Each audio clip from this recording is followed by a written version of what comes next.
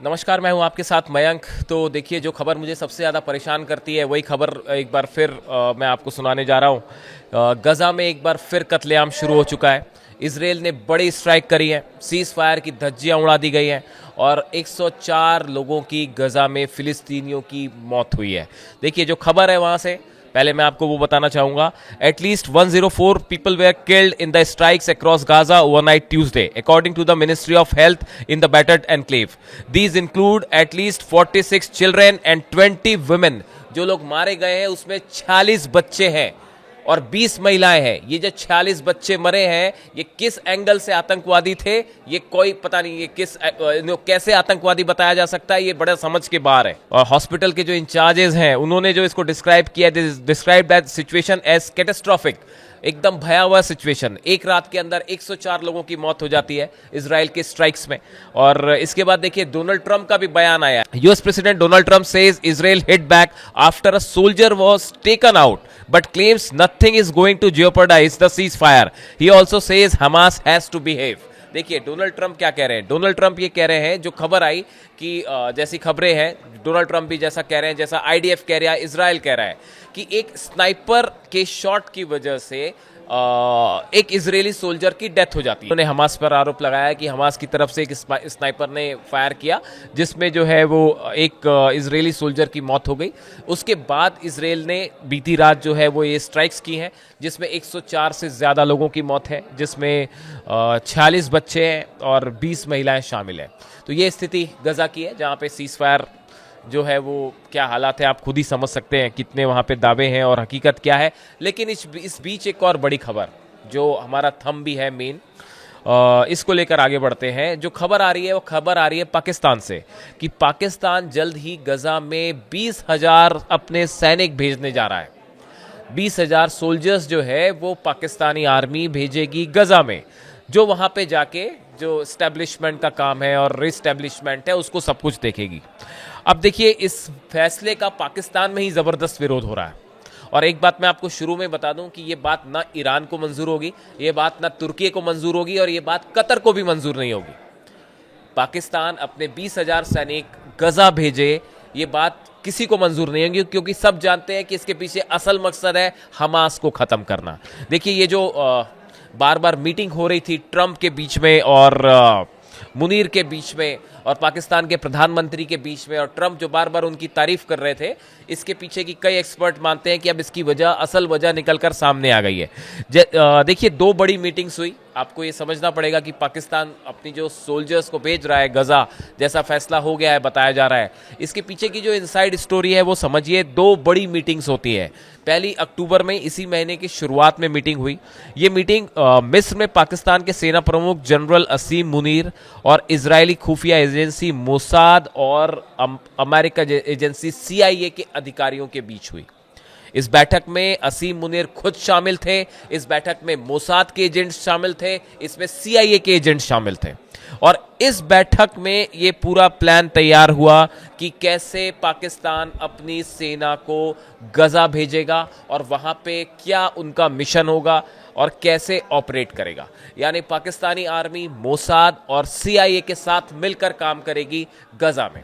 इन हालात में आप खुद सोचिए कि कैसे एक न्यूट्रल कंट्री की फोर्स पर कैसे विश्वास किया जा सकता है। अगर वो मोसाद से कांटेक्ट में है, अगर वो CIA से कांटेक्ट में है, तो ये बात मैंने शुरू में ही कहा, ईरान को कतई मंजूर नहीं होगी। ईरान इस बात के लिए कतई राजी नहीं होगा कि CIA और मोसाद के अधिकारियों के साथ मिलकर मुनीर अपनी सेना जो है वो गजा भेजे। और पीछे मकसद क्या होगा?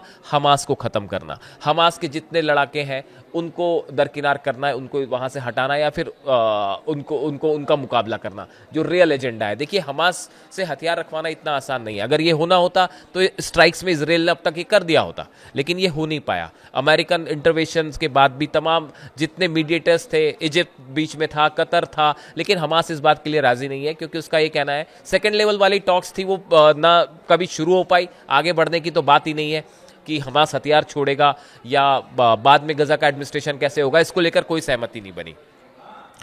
इन हालात में अब एक जो काउंटर प्लान तैयार था वो ये था पाकिस्तान की सेना को अंदर भेजना। तो पहली मीटिंग मैंने आपको बताई जिसमें मुनीर शामिल थे, मोसाद के अधिकारी शामिल थे और CIA के अधिकारी शामिल थे। इसके अलावा देखिए जो दूसरी एक और बड़ी बैठक है जो बताई जाती है, जिसमें पाकिस्तान आर्मी चीफ असीम मुनीर ने जॉर्डन के शाह अब्दुल्ला और जॉइंट चीफ ऑफ स्टाफ के जो अध्यक्ष है मेजर जनरल यूसुफ हुनैती के साथ बातचीत की है।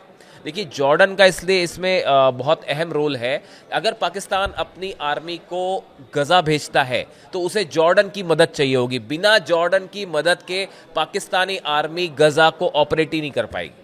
आपको जो बैकअप चाहिए, आपको जो बॉर्डर क्रॉस करके अंदर जाना होगा, रीइंफोर्समेंट चाहिए होगा, वो बिना जॉर्डन के हेल्प ही नहीं हो सकता। अब देखिए इन हालात में इंडोनेशिया की फोर्सेस वहां जाने को तैयार है, अजरबैजान की फोर्सेस वहां जाने के तैयार है। पाकिस्तान 20,000 अपने सैनिक वहां भेजना चाहता है। इसके पीछे का मकसद देखिए, पाकिस्तान रिकॉग्नाइज नहीं करता इजराइल को, लेकिन अब हालात ऐसे हैं कि मोसाद के साथ, उसकी खुफिया एजेंसी के साथ मिलकर वो हमास के अगेंस्ट ऑपरेशन करने को राजी है। अब ये बात ईरान को, तुर्की को और कतर को किसी सूरत में मंजूर नहीं होगी और वो पाक आर्मी का गजा में सख्त विरोध करेंगे।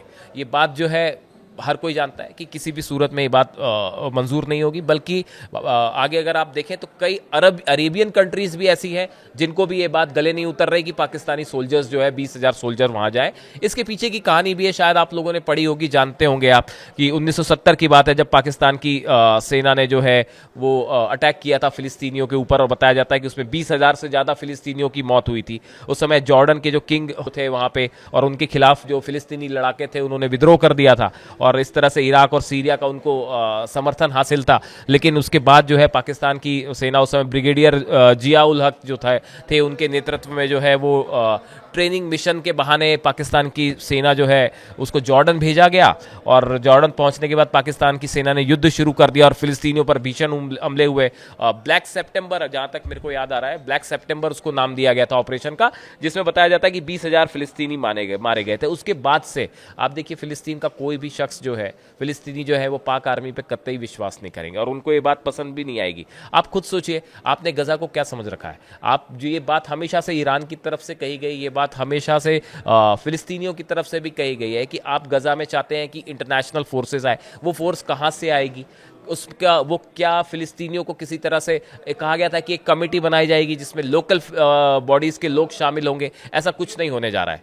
जितने भी फैसले हैं लगता है गजा को लेकर वो थोप दिए जा रहे हैं बाहर से, और उन्हें एग्जीक्यूट करने की कोशिश की जा रही है। इसीलिए अब्बास अराक्ची ने, विदेश मंत्री जो हैं ईरान के, उन्होंने कहा था कि कोई भी ऐसी चीज स्वीकार नहीं हो पाएगी या सक्सेसफुल नहीं हो पाएगी जो बाहर से थोपी गई है। पुतिन का भी यही बयान आया था कि आप डील करिए, बहुत अच्छी बात है, लेकिन डील की टर्म्स एंड कंडीशन शुरू से तय होनी चाहिए। सब देशों के बीच इस पे वृहद चर्चा होनी चाहिए थी, उसके बाद डील होनी चाहिए थी, वरना ये डील टिकाऊ नहीं होगी। पुतिन की बात देखिए सही साबित होती दिखाई दे रही है। अली खामेनी साहब ने जो बात कही थी वो सही होती दिखाई दे रही है। और अब इस सिचुएशन में गजा में आपने देखा 100 लोगों की कल मौत है, और उसके बाद अब ये खबर है कि पाकिस्तान अपनी आर्मी वहां भेजना चाहता है। इन हालात में ट्रंप का दौरा चल ही रहा है, उस पर हम देखते हैं कि नजर रहेगी, जो भी अपडेट होगा आप तक पहुंचाएंगे। लेकिन फिलहाल जो सीज फायर है उसकी तो धज्जियां उड़ गई है, यही कहा जा सकता है। इससे जुड़ा जो भी अपडेट होगा आप तक पहुंचाएंगे। Thank you so much.